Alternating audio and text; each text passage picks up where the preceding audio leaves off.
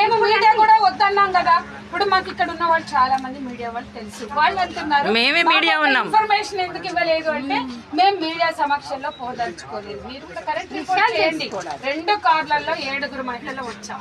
ఇందులో మీడియాతో మేము రాలా, మాకు వెనక ముందు మీడియాలు లేవు. అంటే మాకు మీడియా సంబంధాలు లేక కాదు కదా.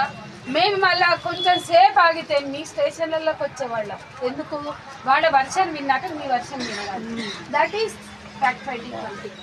ఇది నిజమే మీకు తెలుసు కదండి. ఇప్పుడు మేము ఏం చెప్తాం జనానికి చెప్పండి?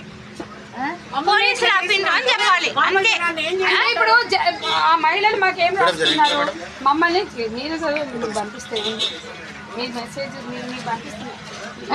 ఇంట్లో మీద పడి చూపించి తాళాలు తలుపులైన కొట్టి తలుపు తోసేసి